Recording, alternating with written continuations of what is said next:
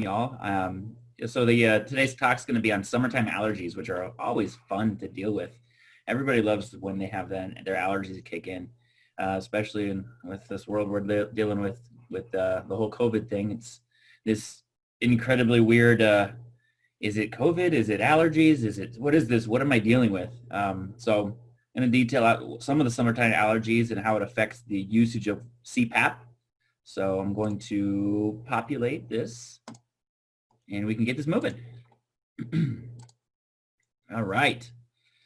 So I said, summertime allergies and your CPAP. Here's what you need to know. I had to throw this in there because I thought it was incredibly fitting for the mask-wearing pandemic.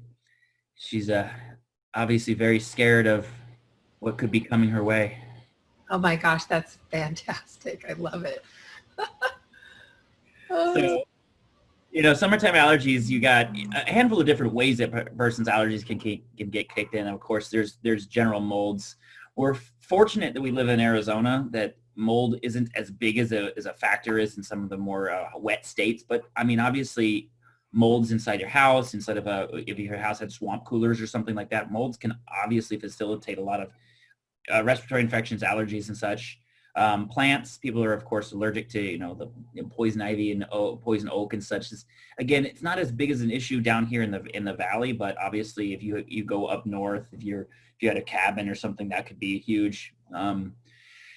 Insects, obviously, if you have a pool, I know in my pool, as soon as I jump in, my wasps, they are attracted to me, but they won't be on the pool at all until I'm there. It's super fun. The different fruits and vegetables that could be in season this time of year. And then, of course, our biggest killer is pollens. It's the stuff that's trees blooming, the different plants that are kicking on during this time of year. So, like again, grass pollens. Everybody plant summer grass. Hopefully, if you're lucky, you might have a rock yards and such, or gravel, which is very common here. But a lot of people are planting summer grass, and the gig is with these pollens. Of course, the grass is sending out these pollens, and it's designed to repollinate and regrow more grass. But it gets into our eyes, our nose, our ears, and mouth, and stuff like that, and it can cause inflammation, and our body sees it triggers these histamines, and our nose can inflame, the eyes can water, and it's our body's way of trying to rid these invaders and such. So it's like versus like a bacterial infection, which is the same concept, where your body is like literally reacting to these problems, and this is just a different variation of it. And you're going to get a lot of the same symptoms, of course, the stuffy nose, the sneeze, the blow, the itch, the runny eyes, and you got to figure out how to get rid of these issues. So some basic summer allergy recommendations is if you go to the Weather Channel and such, you can figure out the pollen count and such for days. They're very good at giving, like, of course, the UV, the pollution, pollen. So you can account for if it's a really nasty day, and hopefully limiting those days. Alcohol can cause certain, especially say like IPAs, for example, hoppy beers. I know if I have certain IPAs can trigger my nose. My nose will be plugged if I tend to have one or two of them the night before. I can wake up, my nose is plugged. Healthier foods, eating whole foods, of course, getting a lot of fruits and vegetables. If I brought up the fact that some fruits can cause allergic reactions, so knowing which ones could be your triggers, but eating a lot of fresh fruits is helpful. Getting plenty of sleep. We're a sleep clinic, so we're our gigs. Getting plenty of sleep helps with our allergies, helps with your immune system. Intermittent fasting is really excellent, as it does affect, it can go into this mode called autophagy, where your body's ridding of toxins. Of course, allergies are toxins. Taking antihistamines, some people have to take Claritin. Some people are taking Zyrtec. They hit subtly differently, but I've found that Zyrtec does tend to work better for a lot of the Arizona allergies. That's just what I've seen in my experience, but some of them affect people differently. Multivitamins. I mean, we are a chronically malnutrient society. The multivitamins that we're not getting enough vitamins particularly, and if we digress into the whole world of like COVID and such, there's been a big focus on people lacking vitamin D and zinc, which are of course micronutrients that multivitamins do have in them that you can take. A probiotic helps your digestive system, helps kind of flush your body out, and then of course good hydration, drinking plenty of water is always a win. Hey, Andrew. Yes. Are the slides supposed to be advancing? Because I'm still just seeing the summertime allergies. Mine's going. Hmm. I'm on a different slide. Hopefully people can see. I think you're still on. Did you share? Just make sure you shared the right screen. Sorry, it's still on your, you're not in presenter view. You're just on the. Oh, there. And I apologize. I didn't catch that because I was distracted. Okay, now we can see where you are. Ah, here we are. There's my. Great. Sorry about that. Sorry. I clicked on the wrong thing. There's the cute lady. And then, of course, the summer allergies that I was discussing, the different ones that you can see, the pollens, the bee stings, and such like that. I'll get to moving on, and then the grass pollens, lady sneezing, trying to get rid of those buildup in her nose and her upper airway. And this is where I was going through my recommendations of the 9 different recommendations to help with your summertime allergies. And now I'm going to focus on kind of like with the CPAP machine. So, obviously summer allergies can kick in and it can be just as bad. It can affect a lot of CPAP wearers. You get a lot of nasal congestion, you got a lot of inability to be able to breathe correctly. So there's a couple things that sleepapnea.org recommends. Adjust pressure settings. In the world of treating sleep apnea, one of our growing trend treatments is an AutoPAP, which fortunately does make these adjustments for us. If somebody's on a fixed pressure CPAP, maybe adjusting their ramp start pressure or their overall fixed pressure can help during this time frame. Cleaning the system appropriately. Obviously, your mask is going to be huge. If you sneeze in your mask and you put it back on your face, that's gross. Don't do that. Clean your mask. Check your mask for a fit. Now, the way these machines work is when your mask starts leaking, the system really increases the airflow from the system and really can push more airflow at you, which can have a drying mechanism. Your humidity is not being retained in your mask. It's escaping out of your mask. And it can end up drying your nose, your airway out and such. And then now you're even more congested. Changing your filters. It is the most neglected maintenance item out of the whole machine. You'll get filters that are as black as night. Patients are pulling these out. Now, a filter, if I was to throw a number out there, once a month is pretty standard. Manufacturers recommend every 2 weeks. Sure, you can change them out that often if you want to, especially if you are susceptible to allergies. Your manufacturer recommends it. The insurance will pay for it. Most patients are more of a once a monther. If you take your filter out, sometimes it doesn't look dirty. When in fact it is dirty, give it a flick test.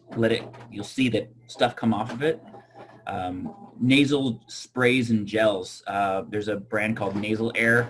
It's like an aloe cooling gel you can spray in your nose to help when it's starting to dry out. Saline rinses are helpful, and using your humidification on your system. Humidification is huge.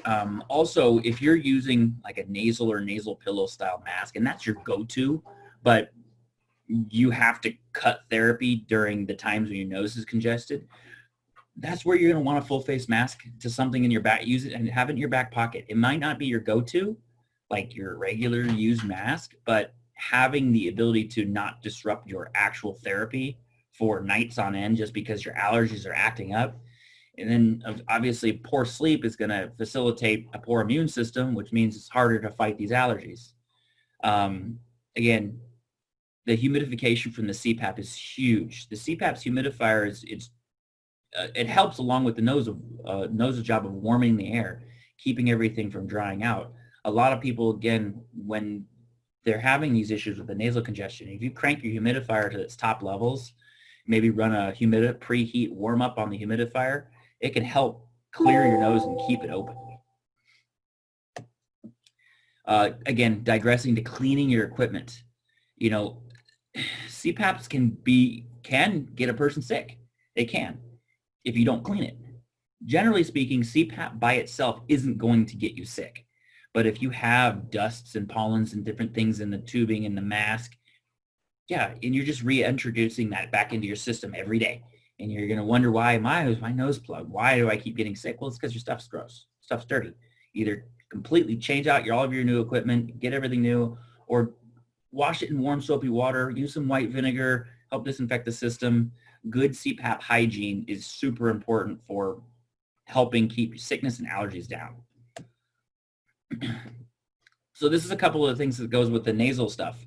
You know, obviously helping your nose keep from drying out, this nasal air saline gel, the Neomed, the neti pots and stuff.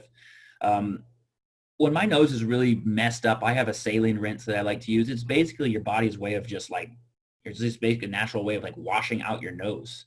You know, changing your bed sheets is super important. Taking a shower before bed. A warm shower can help open your nose up and just clean everything out before bed. Plus, a good warm shower transitioning into a cool environment can help better sleep. These are always wonderful. I used to love kicking these as a kid or picking them up and blowing them. And all we'd ever did was just spread allergies and allergens to everybody's nose. I'm sure this brings back childhood memories. And basically, if anybody's having any issues or needs supplies or need to change things out, you're struggling with issues, you want your machine checked out, you can always give us a call. This is the number to Valley Sleep Therapy. The number to Valley Sleep Center, if you needed to schedule with me or wanted to schedule with me, is a 480-830-3900. So I will go into questions and answers. Anybody has any questions? I think we have a giveaway. I think I'm supposed to give away something. What am I giving away? Full face mask. Okay. Yes. All right. So do we talk about full face masks, right? And how sometimes you have to switch. Exactly. For that when you have allergies. Sometimes you got to transition from that nasal mask to the full face to have it in your back pocket. All right. Well, I will email the winner. It looks like we have a few people to draw from. I wanted to say thank you. Do you guys have any questions for us? I don't see any here. Go ahead and chat or ask in the Q&A. How about the questions that I emailed you? Do you want to go over those, Andrew? Yeah, let me go find those. Stop the share.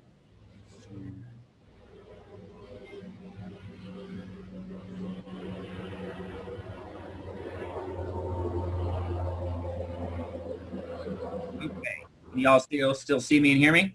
Yep. Okay. So we got these questions, and these questions came from Sandy. And Sandy is here. The first question: can CPAP cause you to get asthma or wheeze while breathing after years, i.e., 5.5 years using CPAP? There is no link to CPAP causing asthma. Now, could you wheeze from using a CPAP? Potentially, yes. A lot of it could have to do with the dryness factor. You know, your airway dries out, you can have a tendency to wheeze. Usually, allergies can lead to wheezing as well. Allergies can lead to wheezing. So most of the time, if you're ending up having shortness of breath or wheezing off CPAP, you should see an allergist or a pulmonologist. Does pushing air through all night cause the hair-like finger thingies inside your body to be damaged or less effective to help you cough up or rid of mucus in your lungs? So just talking about the cilia, the little tiny deals that move and facilitate your, basically would move all the toxins or bad stuff outside of your lungs. No, again, what does damage that though is actually inhaling irritants. It's super important for, like, you know, pollution affects it. which can also affect wheezing. Of course, smoking is really bad. That's one of the major issues with chronic with COPD, is that from smoking and inhaling all these allergens or toxins, that they've destroyed the cilia, so your body can't facilitate and move out some of the garbage that's in your lungs. So generally, breathing a CPAP, not going to do that either. But it's usually some sort of irritant that you're breathing. Would that make you more susceptible to pneumonia? Well, if the cilia is not being moved and you do have mucus isn't moving, you breathe in, you breathe in some bacteria, and the bacteria get stuck in the mucus, and now it can grow and facilitate pneumonia. So having the ability to cough effectively is important. Getting the mucus out. It's not uncommon for a person to wake up in the morning and have to kind of clear their throats and clear their lungs out a little bit, kind of open your lungs up a little bit. I do that myself in the mornings. Just kind of, it helps get some good deep breaths in, and helps kind of feels like I refresh my lungs. Are there any risks to using a SoClean to clean your CPAP? Is the oxygenated air it uses safe to breathe, or any risks with that? So a SoClean itself, what it actually uses is ozone. So ozone, O3, is technically a poison for the human body. So if you were to breathe O3 by itself, not good at all. Now, what the SoClean does is it completely disinfects the system, because nothing can live in ozone. So the SoClean's concept is you put your stuff in the SoClean, you put the mask in there, you put the hose in there, you shove it, you start the SoClean. It goes through a 7-minute process where it's really shooting the ozone through and it's disinfecting everything. And then it spends about 2 hours blowing it all off and reabsorbing the ozone and rechanneling it back into oxygen. Some people get a weird smell from their SoClean machine. From what I've been told from SoClean is that's the smell of like dead bacteria and such, which is gross, but at least it's effective. So there's really no risk of using the SoClean as long as you use it as instructed. So. Great. Any other questions? I think we got all those. Thank you, Sandy, for submitting those prior to. Yes. And we're having, did we already do our Can CPAP Make Me Sick? No, we have not done that one yet. Okay, so we are going to do a community health talk on in 2 weeks, and we are giving away a SoClean for that one. So you guys need to go register and be in attendance if you want to win a SoClean. It's like $300 value. It's really great. I think our mask today is, I don't know, how much is a full face mask? I think $175. Yeah. So thank you everyone for joining, and valleysleepcenter.com/events if you want to register for our future stuff. Thank you, Andrew. Thank you. Have a great day, everyone. Bye-bye. Bye.